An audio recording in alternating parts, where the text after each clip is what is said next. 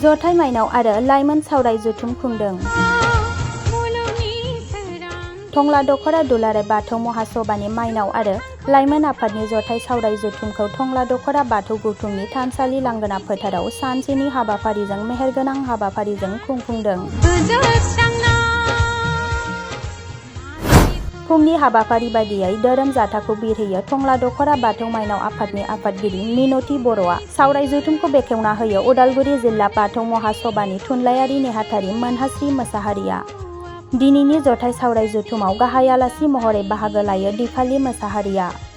गाहाय आलासिया धोरोम सिबिनायजों लोगोसे गथ'फोरनो धोरोमारि गियान लाहोनाय आरो नखरजों लोगोसे गामियाव गोग्गो समाजारि आबहावा दाफुंनायाव माइनावफोरनि मावनां बिबाननि आयदानि सायाव धोरोमनि बोसोन होलाङो। लोगोसे लाइमोन सावराय जथुमाव उदालगुरि जिल्ला बाथौ महासभा लाइमोन आफादनि बारग' आफादगिरि बिनय मोसाहारिया बुंथिगिरि महरै बाहागो लाना धोरोमारि गियाननि बिबुंथि लाखियो।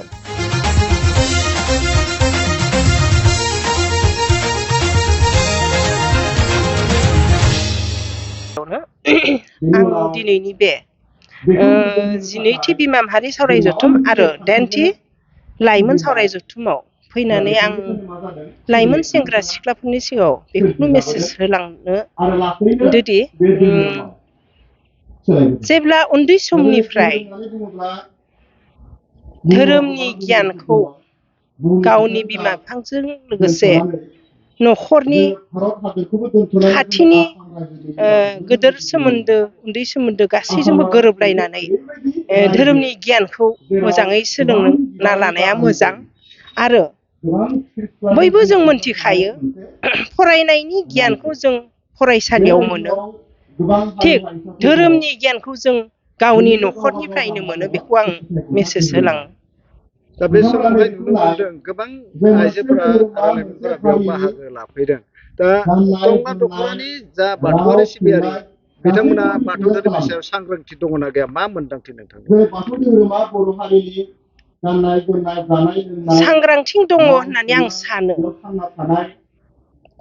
थेवब्लाबो बिनि गेजेराव आं मोननैसो खोथाखौ बिथांमोननि सेराव आं बुंनो गोनां बाध्य जादों। मानो होनोब्ला सिगाङावनो आं निमाहा बिग्रोदों, बेखौ बुंनाङामोनब्लाबो बुंनांगोन। मानो होनब्ला जों इसिबां धोरोमखौ जों जौगासार खालामनायनि उनावबो जों गावनि धोरोमखौ गारनानै हिन्दु धोरोमनि किसुमान फरबफोरखौ बांसिनै मानिनायनि थाखाय आं एसे दुखु मोननाय फोरमायदों आरो बिसोरनि सिगाङाव। थांनाय समफोरावहाय गावनि नखरनि बाथौसालियाव बावथाय बावनायाव खुब खम, नाथायबा गुबुन हारिनि जिथु माने फुजा फाथाल जायो बे समावहाय बावथाय लांनानै गुग्रुब खुलुमहैनाया बांसिन जादों। बेखौबो आं दुखु मोननाय फोरमायदों। मानो होनबा जोंनि जिहेथु जा उन्दै लाइमोन सेंग्रा सिख्लाफोरखौ जों इसिबां नखरनिफ्राय धोरोमनि गियान बोसोन होनायावबो थेवब्लाबो बिथांमोना जोंनि गोदान गोदान बिहामजो मोननायफोरा गावनि थानसालिनि बादैबो गुबुन हिन्दु धोरोमनि फरबफोरावहा बावथा लांनायखौ आं बिथांमोनखौ एसे दुखु मोननाय फोरमायदों। बयबो धोरोमखौ माने जों बर' हिसाबै जों गावनि धोरोम होनबा जों बाथौ धोरोमखौ जों मानिना लायो। बयनिसिम आंनि गोसो गोरबोनि हामलायनाय खुलुमनाय थाबाय।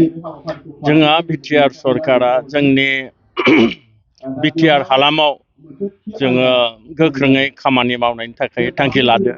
बेबायदिनो जोंहा बिटिआराव थानाय धोरोम आफादफोरनो जोङो अनसुंथाइ होनायनि खोथा जों फोसावदो। बेबायदिनो आंनि बिहाबावबो जों फार्स्ट पेजखौ दिनै होबाय। बेबायदिनो जोंहा दिनै टंला दखरा बाथौ थानसालियाव 2 लाख जोङो चेक दिनै रानना होबाय। आरो बेनि अनगायैबो फैगोन बोसोराव 23-24आव आंनि एमसिएलए फान्डनिफ्रायबो 5 लाख आङो दिनै फोसावबाय आरो बेखौ आं होगोन।